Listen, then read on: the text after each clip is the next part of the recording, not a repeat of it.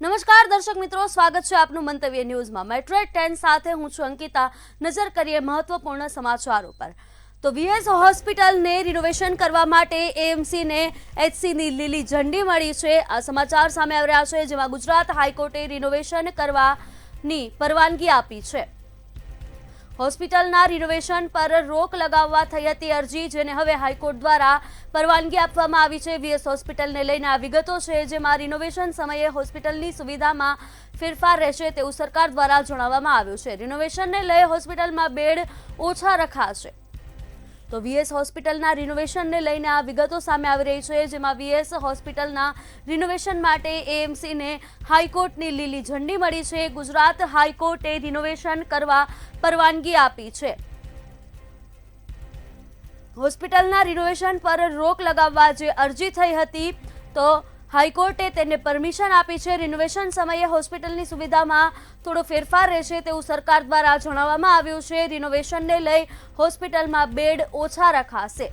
તો વીએસ હોસ્પિટલની રિનોવેશનને લઈને આ વિગતો છે, જેમાં હાઈકોર્ટ દ્વારા રિનોવેશન માટે એએમસીને લીલી ઝંડી આપવામાં આવી છે। હવે વીએસ હોસ્પિટલનું રિનોવેશન થશે। ગુજરાત હાઈકોર્ટે રિનોવેશન કરવા માટે પરવાનગી આપી છે।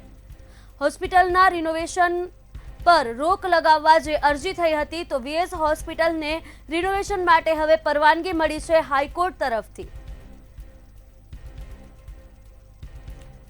રિનોવેશનને લઈ હોસ્પિટલમાં બેડ ઓછા રખાશે તેવું સરકાર દ્વારા જણાવવામાં આવ્યું છે। અમુક ફેરફાર કરવામાં આવશે તેવું પણ સરકાર દ્વારા જણાવાયું છે।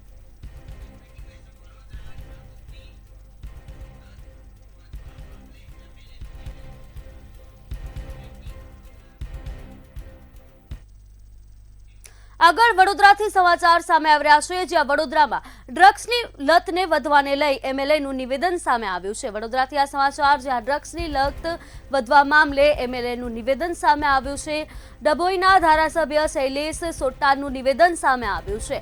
આ ડ્રગ્સની લતને લઈને નિવેદન, ગુજરાત સહિત વડોદરામાં ડ્રગ્સના બંધાણી વધ્યા છે તેવું એમએલએ દ્વારા જણાવવામાં આવ્યું છે। યુનિવર્સિટીઓમાં ડ્રગ્સની બદી વધી છે। તો આ ડ્રગ્સને લઈને એમએલએનું નિવેદન સામે આવ્યું છે। બહારથી અભ્યાસ અર્થે આવતા વિદ્યાર્થીઓને લીધે દૂષણો વધ્યા છે તેવું વડોદરામાં એમએલએ દ્વારા જણાવવામાં આવ્યું છે। ગુજરાતમાં નશાનું દૂષણ ચલાવી ન લેવાય, તો એમએલએનું નિવેદન સામે આવ્યું છે। એસએસસી હોસ્પિટલ ખાતે કાર્યક્રમમાં તેમના દ્વારા આ નિવેદન અપાયું, જેમાં ડ્રગ્સના દૂષણને લઈને તેમણે આ નિવેદન આપ્યું। નશામુક્ત ગુજરાત હેઠળ અવેરનેસ કાર્યક્રમમાં આ નિવેદન છે, જેમાં વડોદરામાં ડ્રગ્સની લત વધવા મામલે એમએલએ દ્વારા નિવેદન આપવામાં આવ્યું છે। શહેરમાં આ સંસ્કારી નગરી કહેવાય, કલા નગરી કહેવાય, શૈક્ષણિક નગરી કહેવાય, પણ જ્યારથી અહીંયા આગળ બહારથી વિદ્યાર્થીઓ ભણવા આવ્યા, સત્ય હકીકત છે, ત્યારથી આ નશાની બધી સૌથી વધારે વડોદરા શહેરમાં ઊભી થઈ। રંજનભાઈ જાણે છે કે હું આજ યુનિવર્સિટીના વિદ્યાર્થી નેતાથી શરૂઆત કરી હતી, પણ તે વખતે આવી કોઈ નશાની બાબત અહીંયા નહોતી। આગળ રાજકોટથી સમાચાર સામે આવી રહ્યા છે, જ્યાં રાજકોટમાં ₹10.99 કરોડની છેતરપિંડી થઈ છે। રાજકોટથી આ સમાચાર, જેમાં ₹10.99 કરોડની છેતરપિંડી થઈ છે। વડાલિયા ફૂડ્સના માલિક સહિતના પરિવાર સાથે આ છેતરપિંડીનો બનાવ બન્યો છે। વિજય માકડિયા અને અમિત ભાણવડિયાએ આ લાલચ આપી હતી અને 10.99 કરોડની છેતરપિંડી થઈ। 3 પેઢીઓમાં રોકાણ બદલ ઊંચી વળતરની લાલચ આપી હતી। રોકાણ કરવાના બહાને ₹6.90 કરોડ પડાવી લીધા હતા, જેમાં આ છેતરપિંડી કરવામાં આવી છે। કરોડોની છેતરપિંડી કરી છે। રૂપિયા પડાવ્યા બાદ વળતર સહિતના રૂપિયા પરત ન કર્યા અને ₹10.99 કરોડની છેતરપિંડી કરી છે। દર્શન વડાલિયાએ ક્રાઇમ બ્રાન્ચ ખાતે ફરિયાદ નોંધાવી છે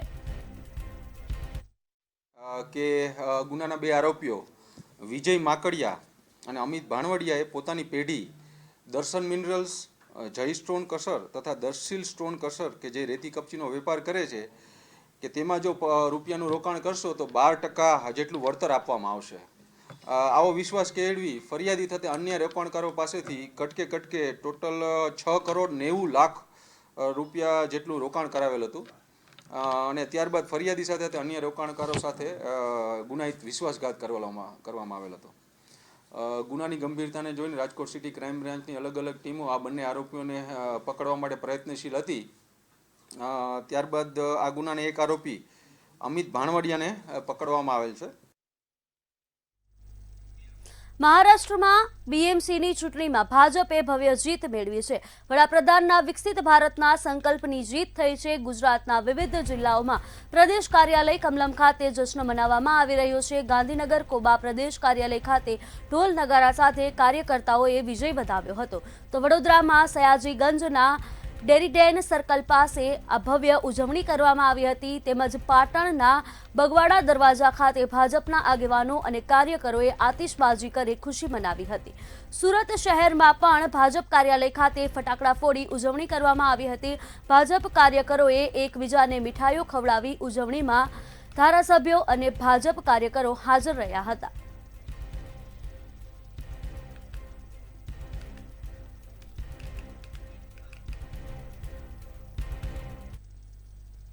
મહારાષ્ટ્રના મુંબઈ સહિત અલગ અલગ મહાનગરપાલિકામાં સ્થાનિક સ્વરાજની ચૂંટણીઓમાં ભાજપના ભવ્ય વિજયને લઈને ઉજવણી કરવામાં આવી હતી. અમદાવાદ શહેરમાં ભાજપ કાર્યાલય ખાતે ભાજપના કાર્યકર્તાઓ અને નેતાઓ દ્વારા ઉજવણી કરવામાં આવી હતી. શહેર પ્રમુખ, સાંસદ સભ્ય, ધારાસભ્યો અને કાર્યકર્તાઓ દ્વારા ફટાકડા ફોડી મોઢું મીઠું કરાવી અને ઉજવણી કરવામાં આવી હતી.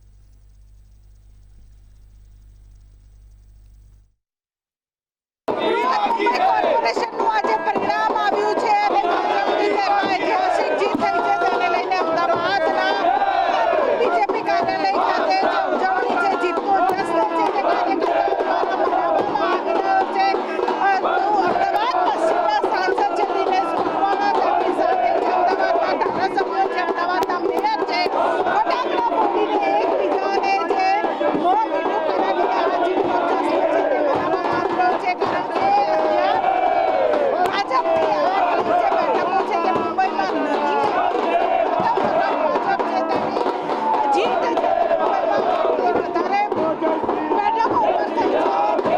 તેને જ કારણે જે અમદાવાદમાં પણ આ જીતનો જશ્ન છે તે મનાવવામાં આવી રહ્યો છે. સાથે ઢોલ નગારા છે તે ઢોલ નગારા વગાડવામાં આવ્યા છે. દિલ્હી કમિટીના ચેરમેન છે દીપક દાણી તેમણે છે કે આ જીતનો જશ્ન ઢોલ વગાડીને તેઓ ખુદ છે અત્યારે ઢોલ વગાડી રહ્યા છે.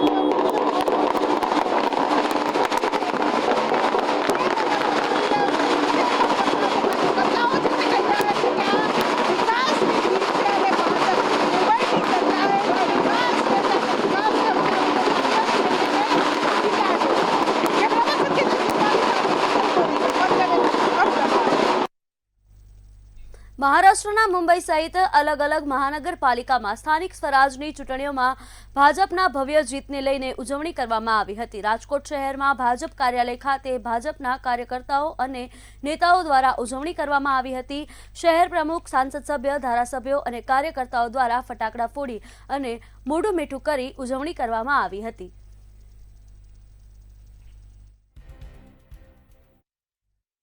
આજે મહારાષ્ટ્રની અંદર સ્થાનિક સ્વરાજ્યની ચૂંટણી એટલે કે તમામ કોર્પોરેશનની ચૂંટણીનું આજે ભવ્ય રીતે પરિણામ આવ્યું છે અને ભારતીય જનતા પાર્ટી તરફી લોકોએ જે મતદાન કરી અને આજે આ પરિણામ જોયું, ભવ્યમાં ભવ્ય વિજય થયો છે. ત્યારે તમામ મહારાષ્ટ્રમાં જેટલા કોર્પોરેશનની ચૂંટણીઓમાં જે ઉમેદવારો છે, ભારતીય જનતા પાર્ટીનું મહારાષ્ટ્રનું સંગઠન અને મહારાષ્ટ્રની સરકારને ખૂબ ખૂબ અભિનંદન આપું છું. મહારાષ્ટ્રમાં સ્થાનિક સ્વરાજની ચૂંટણીમાં ભાજપની ભવ્ય જીત થઈ છે. ત્યારે આ જીતને લઈને વડોદરામાં સયાજીગંજના ડેરીડેન સર્કલ ખાતે ભવ્ય ઉજવણી કરવામાં આવી છે. શહેર ભાજપા અધ્યક્ષ ડોક્ટર જયપ્રકાશ સોનીના નેતૃત્વમાં કાર્યક્રમ યોજાયો હતો. ભાજપના ચૂંટાયેલા પ્રતિનિધિઓ અને કાર્યકર્તાઓ મોટી સંખ્યામાં જોડાયા હતા અને ફટાકડા ફોડી મોઢું મીઠું કરાવી વિજયની ઉજવણી કરી હતી. મહારાષ્ટ્રની સ્થાનિક સ્વરાજની ચૂંટણીનું જે પરિણામ આવ્યા એમાં જે પ્રકારની અપેક્ષા હતી એ પ્રમાણે પ્રજાએ ખૂબ મોટો વિશ્વાસ જનતાએ ભારતીય જનતા પાર્ટી પર મૂક્યો છે.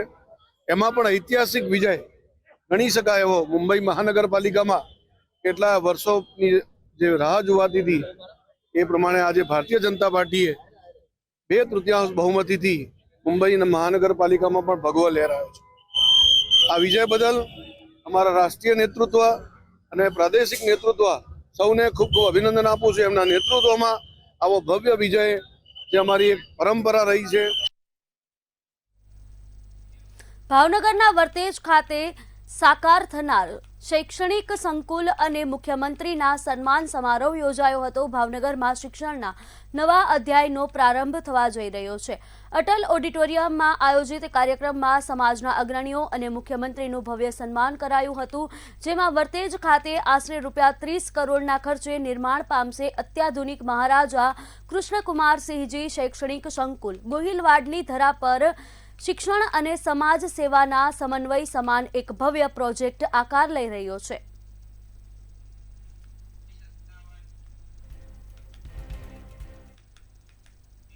મુખ્યમંત્રી ભૂપેન્દ્ર પટેલે ભાવનગરની મુલાકાત લીધી હતી અને વિવિધ ગ્રાન્ટ હેઠળ ₹155 કરોડના રોડ, ડ્રેનેજ, પાણી, આરોગ્ય સહિતના 23 વિકાસના કામોનું સીએમના હસ્તે ખાતમુહૂર્ત તથા લોકાર્પણ થયું હતું. આ કાર્યક્રમમાં મેયર, કેન્દ્રીય રાજ્યમંત્રી નીબુબેન બામણિયા સહિતના લોકો ઉપસ્થિત રહ્યા હતા.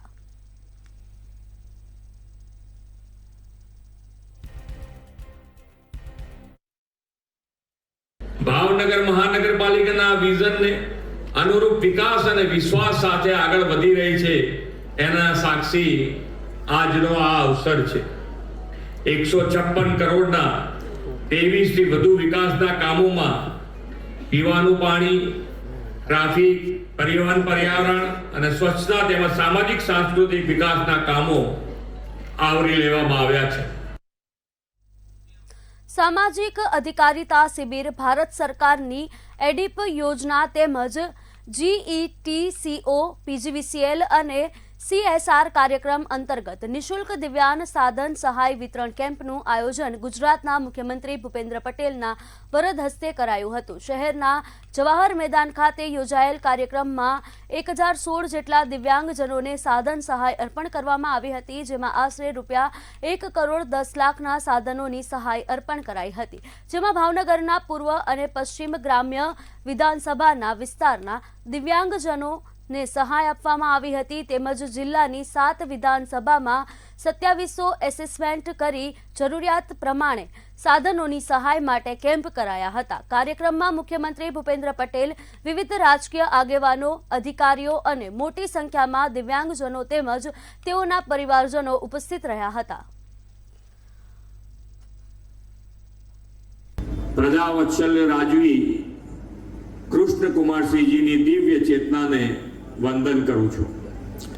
વિશ્વ નેતા અને યશસ્વી વડાપ્રધાન શ્રી મોદી સાહેબની પ્રેરણાથી આજે ભાવનગરમાં યોજાયેલો સાધન સહાય વિતરણ કાર્યક્રમ માત્ર સરકારી કાર્યક્રમ નથી, પ્રજા કલ્યાણ માટેની સમર્પિત ભાવનાની વિરાસતને ઉજાગર કરતો માનવતાનો ઉત્સવ છે. અમદાવાદ સિવિલ હોસ્પિટલમાં વર્ષ 2025માં 11.60 લાખથી વધુ દર્દીઓએ ઓપીડી સેવા લીધી હોવાનું સામે આવ્યું છે. એક જ વર્ષમાં 54,000થી વધુ સફળ ઓપરેશન અને 34 લાખથી વધુ લેબ ટેસ્ટ કરવામાં આવ્યા હતા. વર્ષ 2025માં અંદાજે 3.98 લાખ એક્સરે અને 24,000 સીટી સ્કેન સાથે નિદાન ક્ષેત્રે સિવિલની અનોખી સિદ્ધિ મેળવી હતી.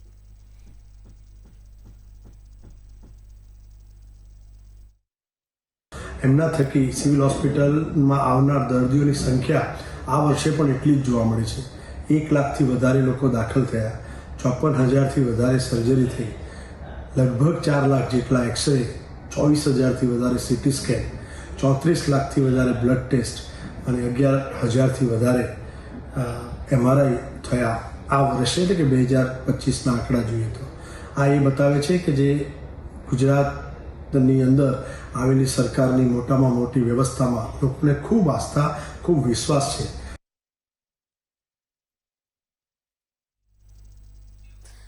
જાન્યુઆરી 2026ના રોજ ઉજવનારા ભારતના 77મા પ્રજાસત્તાક દિવસ નિમિત્તે રાષ્ટ્રપતિ ભવન દ્વારા કમિશન કરાયેલ ઔપચારિક આમંત્રણ કીટ માટે NID સન્માનિત છે. છેલ્લા 3 વર્ષની જેમ આ વર્ષે પણ નેશનલ ઇન્સ્ટિટ્યૂટ ઓફ ડિઝાઇનને પ્રજાસત્તાક દિવસની આમંત્રણ કીટ બનાવવાનું કાર્ય સોંપવામાં આવ્યું છે. આ કીટના પ્રોજેક્ટ માટે નોર્થ ઇસ્ટ થીમ નક્કી કરવામાં આવી છે. આમંત્રણ સીટની ડિઝાઇનમાં અરુણાચલ પ્રદેશ, આસામ, મણિપુર, મેઘાલય, મિઝોરમ, નાગાલેન્ડ, સિક્કિમ અને ત્રિપુરાની પરંપરાગત હસ્તકલાનું પ્રતિબિંબિત તેમજ સાંસ્કૃતિક ઝાંખીનું પ્રદર્શન જોવા મળશે.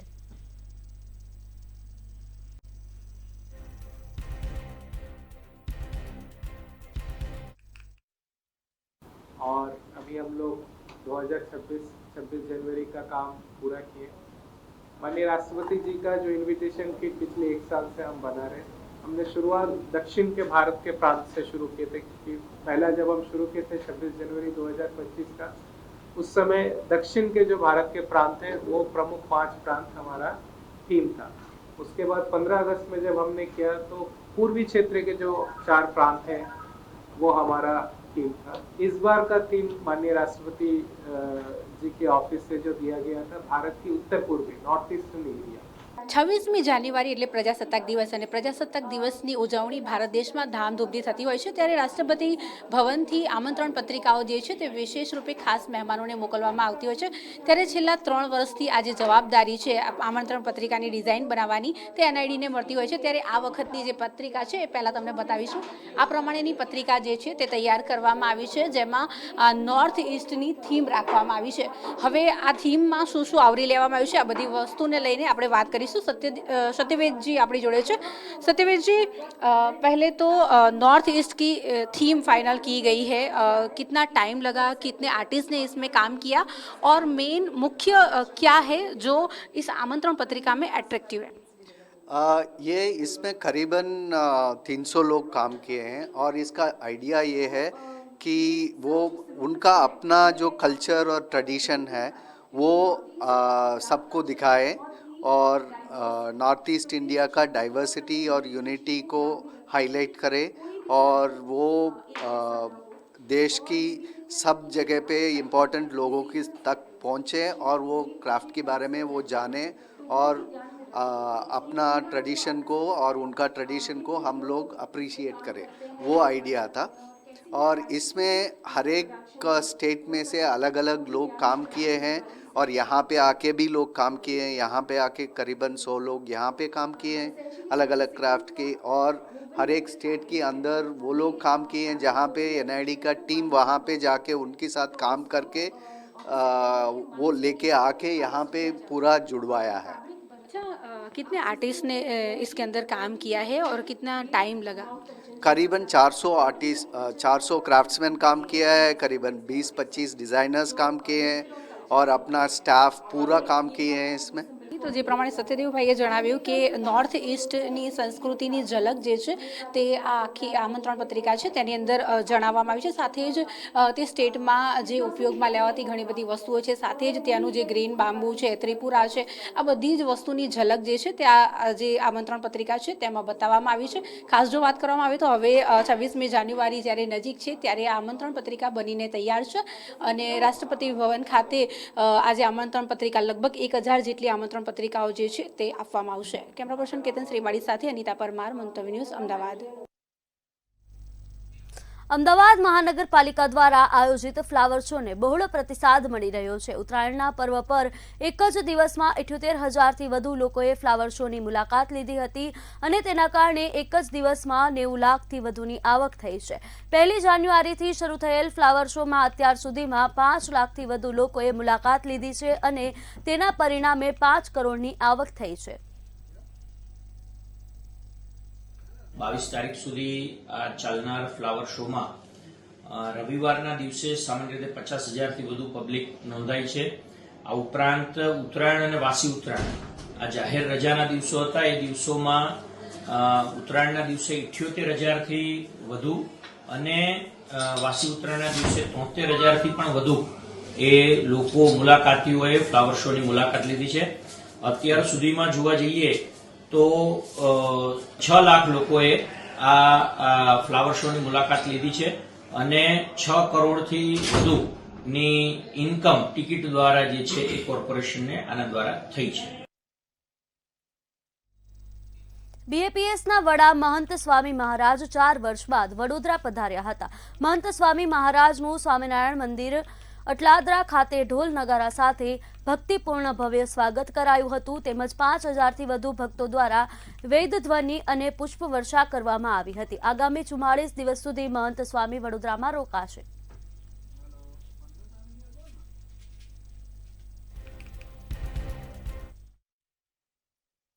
ભગવાન શ્રી સ્વામિનારાયણના છઠ્ઠા આધ્યાત્મિક વારસદાર અને બીએપીએસ સ્વામિનારાયણ સંસ્થાના તમામ સત્સંગી આશ્રિતોના વર્તમાન ગુરુ હરિ એવા પ્રગટ બ્રહ્મ સ્વરૂપ મહંત સ્વામી મહારાજ તેમનું આજે વડોદરાની અંદર આગમન થયું છે. 1420 દિવસ પછી એટલે કે લગભગ 4.25 વર્ષ પછી તેમનું અહીંયા આગમન થઈ રહ્યું છે. અને ખાસ તો 2 ફેબ્રુઆરીના દિવસે તેમનો 92મો જન્મ જયંતિ મહોત્સવ ખૂબ જ ભવ્યતા અને દિવ્યતાપૂર્વક વડોદરાની અંદર ઉજવવાનો છે. સુરેન્દ્રનગરની સબ જેલમાં કેદી દ્વારા આત્મહત્યાનો પ્રયાસ કરવા હોવાનો મામલો સામે આવ્યો હતો. જેલમાં બંધ આરોપીએ સંત્રીને વારંવાર જેલની બહાર હોસ્પિટલમાં લઈ જવા દબાણ કર્યું હતું. જેલ સંત્રીએ સુબેરને જાણ કરવા કહેતા આરોપીએ ઉશ્કેરાઈ શેમ્પુ પીને આત્મહત્યા કરવાનો પ્રયાસ કર્યો હતો. હોસ્પિટલમાં લઈ જતી વખતે આરોપીએ જેલરને છરી મારી પતાવી દેવાની ધમકી આપી હતી. જેલ પોલીસે આરોપીને હોસ્પિટલમાં સારવાર અર્થે ખસેડ્યો હતો. તેમજ આરોપી પર એ ડિવિઝન પોલીસ સ્ટેશનમાં ફરિયાદ નોંધાવી હતી.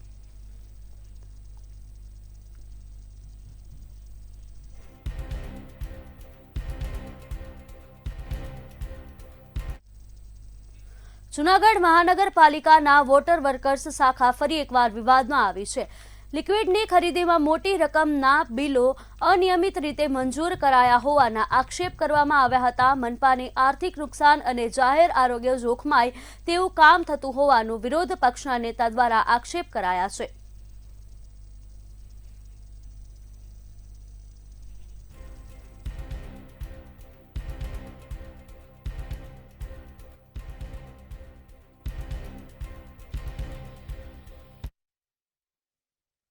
કે 20 લાખ ઉપરના એને બિલ ચૂકવી દેવામાં આવ્યા છે. તે બિલ કયા આધારે ચૂકવવામાં, કેટલો જથ્થો મહાનગરપાલિકા ખાતે મૂકવામાં આવ્યો, મહાનગરપાલિકાએ તેને ક્યાં ક્યાં પોતાના જે સ્ત્રોત છે પાણીના એમાં ક્યાં ક્યાં નાખ્યો એ પણ કોઈ પણ માહિતી નથી. જૂનાગઢમાં ના થાય એટલે કમિશનરશ્રીને અરજી કરીને તમામ બાબતે તપાસ કરી અને જે આવી કેમિકલ સપ્લાય કરતી એજન્સી અને નિયમ મુજબ જથ્થો પહોંચાડે છે અને મહાનગરપાલિકા વોટર શાખા તે જેટલા સ્ત્રોત છે એમાં નિયમિત નાખે છે કે નહીં તપાસ કરી અને જવાબદાર ઉપર કાર્યવાહી કરવા માટે રજૂઆત કરેલ છે. ફક્ત આપ એમાઉન્ટ જો તો એ 26 લાખ જેટલી એમાઉન્ટ દેખાયેલ છે, જે હકીકતમાં ફાઇલ ઉપર 2,67,000ની છે. તેમ છતાં પણ આ એક પ્રક્રિયા છે. એમાઉન્ટ નાની હોય કે મોટી હોય, કોર્પોરેશન દ્વારા લોકલ ફંડ ઓડિટને, ઇન્ટરનલ ઓડિટને અને જ્યારે પણ એવા સ્પેશિયલ ઓડિટ પણ આવે, કેગના ઓડિટ પણ આવે છે, તો એ બધામાં બહુ યોગ્ય સાથ સહકાર આપીને દરેક બ્રાન્ચ છે એની પૂર્તતા કરતી હોય છે. અને પૂર્તતા કર્યા બાદ સંતોષકારક જ્યાં સુધી જવાબ ન મળે ત્યાં સુધી આ પ્રક્રિયા ચાલુ રહેતી હોય છે. આ 2020-21 કે 18-19 વર્ષનું ઓડિટ થયેલ છે, જેનો રેકોર્ડ પણ હાલ અત્યારે અમે શોધી રહ્યા છીએ, ઉપલબ્ધ અત્યારે રેકોર્ડ રૂમમાં છે. એટલે હાલ તો હું જે મારે ધ્યાનમાં છે એ પ્રમાણે હું કહું છું કે રૂટીન પ્રક્રિયા પ્રમાણે ઓડિટનું જે પણ ક્વેરી આવે છે એનું સોલ્યુશન કરવામાં આવે છે અને આક્ષેપો છે એ તદ્દન પાયાગત. મહેસાણાના બહુચરાજીના ચંદ્રેડા ગામે કોમી એકતાના અનોખા દ્રશ્યો જોવા મળ્યા હતા. દેવ દરબાર મઠના મહંત બળદેવનાથજી મહારાજ અને મુસ્લિમ સમાજના યુવાનના લગ્ન સમારોહમાં પહોંચ્યા હતા. ત્યારે આ દરમિયાન મુસ્લિમ સમાજ દ્વારા મહંતનું ભવ્ય સ્વાગત કરવામાં આવ્યું હતું. મહંતને બગીમાં બેસાડી શોભાયાત્રા નીકાળી હતી.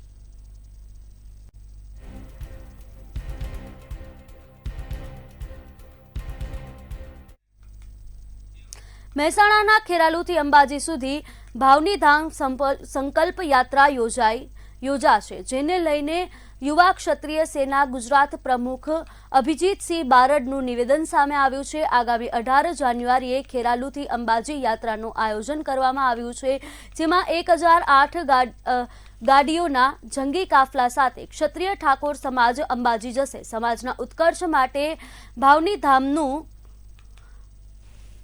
નિર્માણ કરવાનો મુખ્ય હેતુ રહેલો છે. ભવાની ધામ ભવિષ્યમાં પોલિટિકલ પાવર હાઉસ બનશે તેવું અભિજીતસિંહ બારડે જણાવ્યું હતું. શ્રી ભવાનીધામ સંકલ્પ યાત્રા ખેરાલુના મલેકપુર રામદેવ પીર મહારાજના મંદિરેથી 1008 ગાડીઓના જંગી કાફલા સાથે માં અંબાજીના ધામમાં જશે અને ક્ષત્રિય ઠાકોર સમાજની આસ્થાનું ધામ એક સંસ્થાનું નિર્માણ થાય એ માટે સંકલ્પ લઈ અને ત્યાં અંબાજીમાં સભા યોજશે. ક્ષત્રિય સમાજ વતીથી 1008 ગાડીઓનો લક્ષ્ય નિર્ધારિત કરવામાં આવ્યો છે, પણ 1008 થી પણ વધુ ગાડીઓના જંગી કાફલા સાથે આ યાત્રા યોજાશે. મહેસાણાના માનવ આશ્રમ ચોકડી ખાતે ટ્રાફિક જામ સર્જાયો છે. આ વિગતો સામે આવી રહી છે મહેસાણાથી, જ્યાં માનવ આશ્રમ ચોકડી ખાતે ટ્રાફિક જામ સર્જાયો. છેલ્લા 1 કલાકથી વાહન ચાલકો ટ્રાફિકમાં ફસાયા છે. તો મહેસાણાથી આ સમાચાર, જેમાં ટ્રાફિક જામમાં 108 એમ્બ્યુલન્સ પણ ફસાઈ હતી. માનવ આશ્રમ ચોકડી ખાતેના આ દ્રશ્યો છે, જ્યાં ટ્રાફિક જામ સર્જાયો. ટ્રાફિક જામના કારણે વાહન ચાલકો મુશ્કેલીમાં મુકાયા હતા અને આ લાંબા ટ્રાફિકમાં 108 પણ ફસાઈ હતી. ટ્રાફિક જામ બાદ પણ પોલીસ સ્થળ પર પહોંચી ન હતી. તો મહેસાણાથી આ સમાચાર, જેમાં માનવ આશ્રમ ચોકડી ખાતે ટ્રાફિક જામ સર્જાયો. આ ટ્રાફિક જામમાં એમ્બ્યુલન્સ પણ ફસાઈ. છેલ્લા 1 કલાકથી વાહન ચાલકો ટ્રાફિકમાં ફસાયા. મેટ્રો 10માં હાલ બસ આટલું જ. વધુ સમાચાર માટે જોતા રહો મંતવ્ય ન્યૂઝ. નમસ્કાર.